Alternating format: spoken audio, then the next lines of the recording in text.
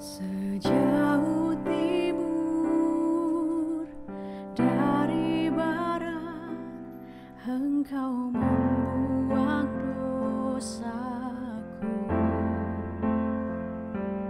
Tiada kau ingat lagi pelanggaranku.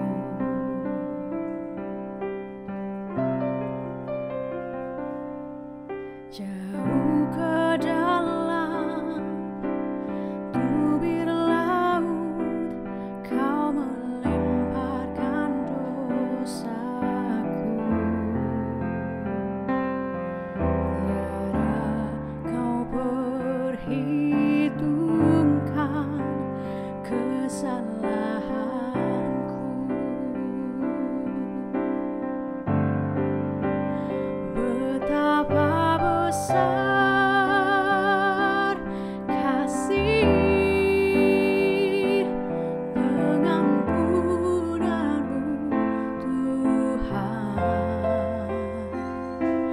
Tak Kau pandang hina hati yang hancur.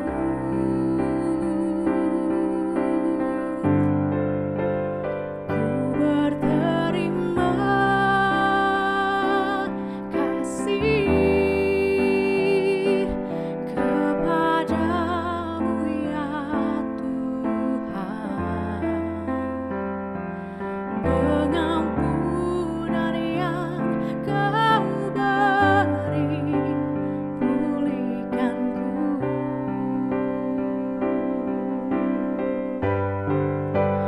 Betapa besar kasih pengampunanmu, Tuhan. Tak Kau pandang hina hati yang hancur.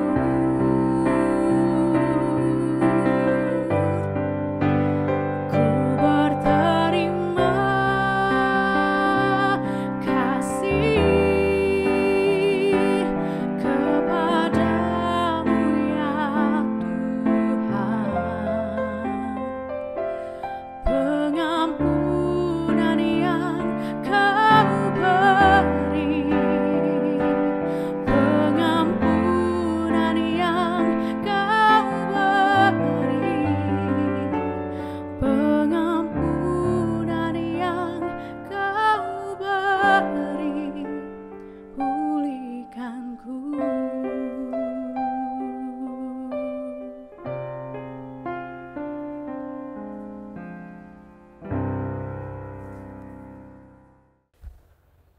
Selamat berjumpa kembali saudara-saudara sekalian melalui tayangan renungan online yang diselenggarakan oleh Klasis Klaten Timur. Izinkan saya melepas masker. Lagu tadi mengingatkan kita bahwa dosa itu sudah terselesaikan.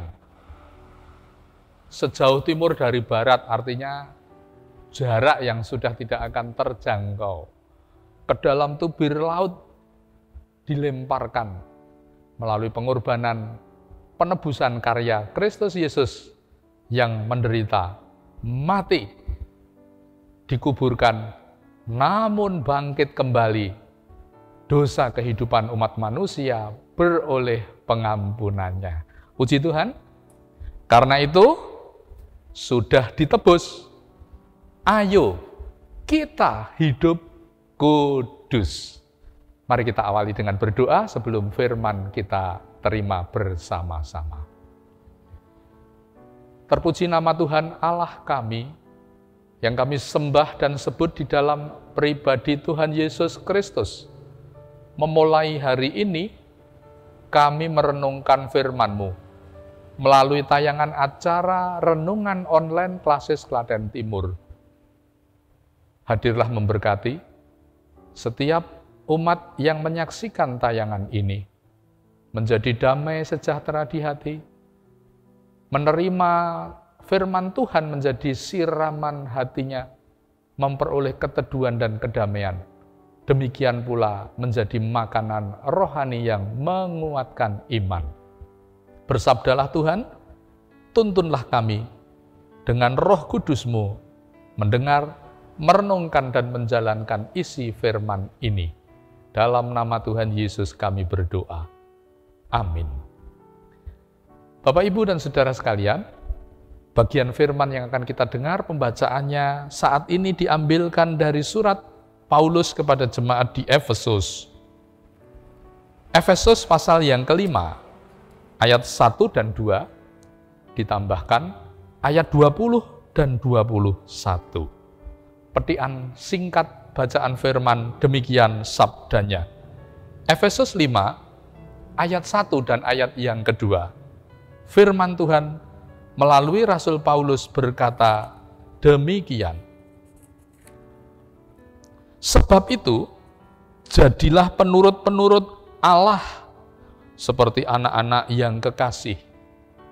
Dan hiduplah di dalam kasih, sebagaimana Kristus Yesus juga telah mengasihi kamu dan telah menyerahkan dirinya untuk kita sebagai persembahan dan korban yang harum bagi Allah. Dilanjutkan ayat 20 dan 21 firman-Nya, ucaplah syukur senantiasa atas segala sesuatu dalam nama Tuhan kita Yesus Kristus kepada Allah dan Bapa kita. Dan rendahkanlah dirimu seorang kepada yang lain di dalam takut akan Kristus. Demikian bunyi bacaan sabda Tuhan. Berbahagia yang mau mendengar firman ini, merenungkan dan siap menjalani dalam hidup sehari-hari. Sudah ditebus. Ayo kita hidup kudus. Menghargai apa yang menjadi karya Kristus terhadap dosa-dosa umat manusia. Tidak ada yang lebih sebobot dibanding dengan kita menjaga buah karya Yesus berupa penebusan itu sendiri. Dengan kita tidak kembali pada kehidupan yang dicemari, kehidupan yang dikuasai, apalagi kehidupan yang dinodai oleh dosa. Memang selama masih tinggal di dunia ini, saudara, tidak ada tubuh raga kita ini yang tidak bersifat kemanusiawian. Dan itu lemah terhadap hal-hal yang berkaitan perbuatan dosa. Tetapi juga tidak menutup kemungkinan, sekalipun kita itu menyandang tubuh raga kedagingan manusiawi kita, kita bisa mewujudkan sudah ditebus, ayo kita hidup kudus. Itu bukan hal yang mustahil. Karena kekudusan itu bukan berarti sesuatu yang sempurna tanpa cacat celah manusiawi kita. Kekudusan itu menuntut kepekaan dan kerelaan kita setiap kali ternoda, punya panggilan untuk datang meminta pengampunan dan minta penyucian kembali. Ada perasaan, ada suasana batin yang tidak tentram saat kita melakukan kesalahan. Jadi kekudusan dimaknai perbuatan yang peka terhadap dosa. Itulah kekudusan. Sedangkan dalam menjalani kehidupan di dunia, dosa masih bisa menodai, dosa masih bisa kita kerjakan, menjadi sandungan, menjadi sesuatu yang lemah sehingga kita terjatuh. Namun yang menjadi perbedaan sudah ditebus. Ayo kita hidup kudus. Saat kita tersandung jatuh, ternodai oleh dosa, batin kita segera bersuara, tidak damai, ingin segera mengakui, tidak mau mengulangi lagi, meminta ampun dengan segala penyesalan. Sehingga walaupun dosamu merah seperti kirmisi, akan diputihkan selalu menjadi seputih salju. sekalipun banyaknya 70 kali 7 kali, akan diampuni oleh tangan Tuhan Yesus. Namun bukan berarti kita merdeka untuk berbuat dosa. Berbuat dosa dengan kesadaran, berbuat dosa dengan kesengajaan, itu tanda belum ditebus. Itu tanda belum hidup dalam semangat kudus. Hidup dalam semangat kudus bisa jatuh tersandung dalam dosa, tetapi batin kita selalu tidak menerimakannya dan bergegas mengakhiri, menyelesaikan, minta pengampunan kembali kepada Tuhan. Yang kedua, wujud hidup sudah ditebus, ayo kita hidup kudus. Ada 4 poin tanda hidup, semangat hidup kudus. Yang pertama, jadilah penurut Allah. Hidup kudus, kita memiliki semangat batin sehari-hari, tidak hanya hari Minggu, untuk mau menjadi penurut pribadi yang taat kepada Allah. Itu tanda hidup kudus. Di hati umat, dimanapun berada, tidak hanya menunjukkan ketaatan saat dalam suasana komunitas ibadah komunitas Kristen saja, saat di pasar, saat di sekolahan, saat bertani, disertai hidup kudus dengan jiwa menjadi penurut Allah. Yang kedua, hidup dalam kasih seperti kasih Yesus yang pernah bekerja untuk manusia. Dan hiduplah di dalam kasih, sebagaimana Kristus Yesus juga telah mengasihi kamu. Hidup kudus ditandai ketika seorang pribadi Kristen memiliki perasaan batin dan sikap kasih, meneladani standar kasihnya Yesus sendiri. Kasih yang agape, kasih yang walaupun tidak dilurui dengan ramah oleh teman, oleh saudara, oleh rekan kerja, aku tidak berprasangka negatif apalagi memusuhinya. Aku berkeputusan mengasihi tanpa syarat, sekalipun keramahannya tidak dimunculkan kepada saya. Namun, semangat hidup kudus adalah semangat untuk mengasihi seperti kasih Yesus kepada sesama kita. Yang ketiga, ayat yang ke-20 tadi Bapak Ibu. Yang ayat ke-20, ucaplah syukur senantiasa atas segala sesuatu. Berpola hidup kudus, karena kita sudah ditebus, mampu mensyukuri segala sesuatu. Hidup bungkusnya bukan mengeluh, bukan menuntut, tetapi bisa menerimakan dengan syukur. Ini akan damai di hati. Ini akan membuat kita menjadi pribadi yang berkenan kepada sesama, terlebih di hadapan Tuhan. Kalau bisa tampil dengan syukur. Ya, bekerja, mendapat rezeki segini, ya, sebanyak ini. Ataupun yang diharapkan setinggi ini, tapi kok yang diperoleh hanya separuhnya. Hidup dalam kekudusan di lingkungan kerja, seberapa yang tercapai, terima dulu dengan syukur. Ingat firman yang berkata, cukupkanlah diri dengan apa yang ada padamu, disertai ucapan syukur. Damai sejahtera akan menyertai hatimu. Jadi, berpola hidup kudus letaknya dalam suasana pikir dan hati yang bisa menanggapi segala peristiwa, tidak dengan reaktif, tidak dengan protes, tidak menerimakan, tidak pula dengan mengeluh. Tapi semangat hidup kudus, sinyal pikiran dan batinnya menghadapi apapun yang terjadi dalam kehidupan ini, selalu ditanggapi dengan rasa bersyukur. Yang terakhir, ayat 21 berkata demikian, dan rendahkanlah dirimu seorang kepada yang lain. Cukup jelas. Bentuk kita sudah ditebus dan berpola hidup kudus.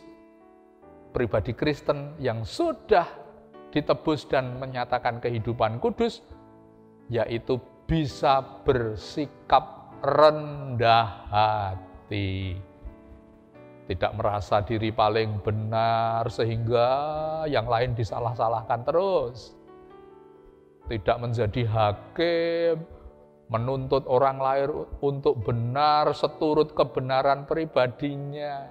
Tapi baiklah kita menjadi hakim atas kekurangan, atas kesalahan, atas kelemahan, atas ketidaklayaan kita sendiri. Kesalahan, kekurangan, kelemahan orang, biarkan orang itu bertanggung jawab di hadapan Tuhannya. Kita kalau diminta untuk memberi teguran, menegur dengan kasih. Tidak dengan kesombongan bahwa saya lebih layak, lebih sempurna, maka saya berhak menghakimi, menyalahkan, dan menunjuk-nunjukkan kekurangan kamu. Tidak. Ketika kita melihat keberdosaan, ketika kita melihat pelanggaran, ketika melihat kelemahan sesama di sekitar kita, sikap rendah hati bukan marah, menghakimi, menyingkirkan orang, menghilangkan rasa hormat, tetapi rendah hati, aku pun orang yang bersalah, aku pun orang yang sebenarnya pantas dihukum, aku pun orang yang pendosa. Kalau engkau saat ini jatuh, aku akan datang menjadi pendamping, berjalan bersama untuk berjuang melawan, mengalahkan, dan melepaskan diri dari dosa yang sedang menyandungi hidupmu. Itu patrap rendah hati. Syukur kepada Tuhan Yesus mengajarkan nilai-nilai hidup kudus ini seutuhnya di dalam pribadinya. Yesus pribadi yang penurut kepada Allah Bapa. Yesus hidup di dalam kasih yang tidak membeda-bedakan, baik pendosa maupun orang yang saleh. Yesus datang dengan mengasihi, memberikan pengampunan atas setiap dosa dan kesalahan. Yesus juga bukan pribadi yang tanpa syukur, tetapi pribadi yang syukurnya melimpah-limpah. Mensyukuri salib sebagai jalan penyelamatan tidak diterima dengan menggerutu, dijalani sampai berkata selesai. Semua dijalani dengan syukur dan Yesus teladan kerendahan hati. Jangankan hanya membasuh kaki muridnya, menjadi seorang hamba, dia menjadi disamakan dengan pendosa yang disalib pun, berjajar dengan para hukuman pun, Yesus laksanakan sekalipun dia bukan seorang yang berdosa atau layak menerima penghukuman. Karena kesempurnaan kerendahan hatinya. Sudah ditebus? Ayo kita hidup kudus. Tuhan Yesus menyertai kita semua. Amin. Kita masuk ke dalam saat teduh dan dilanjutkan dengan berdoa. Mari bersaat teduh secara pribadi.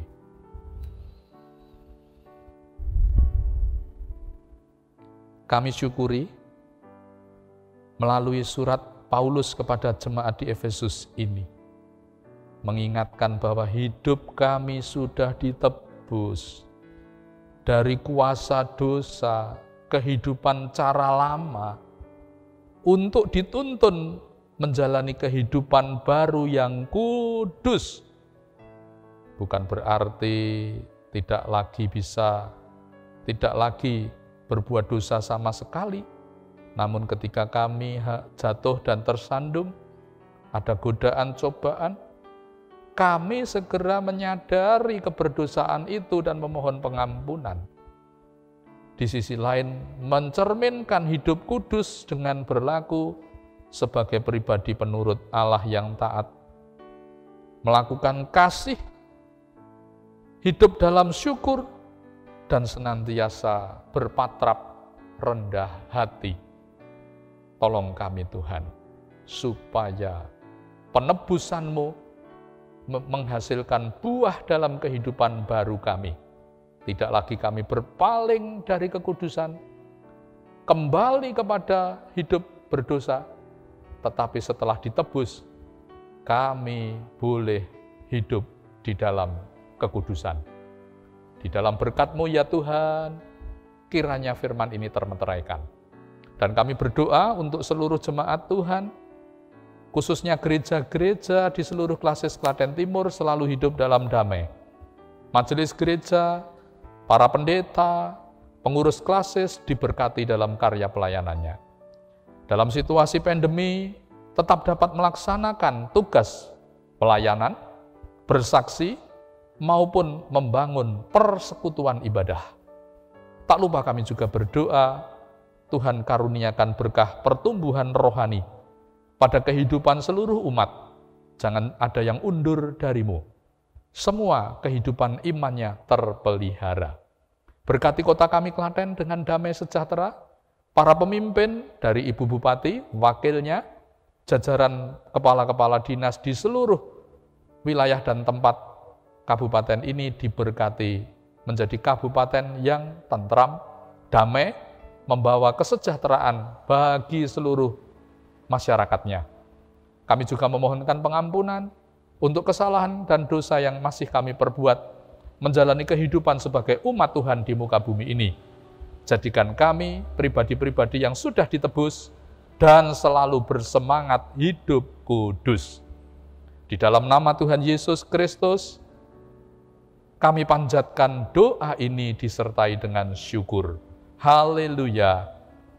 Amin.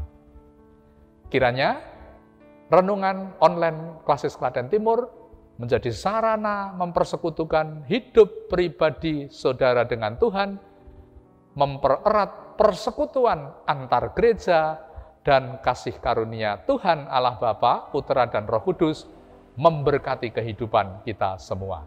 Sampai bertemu pada pelayanan yang selanjutnya. Tuhan Yesus memberkati.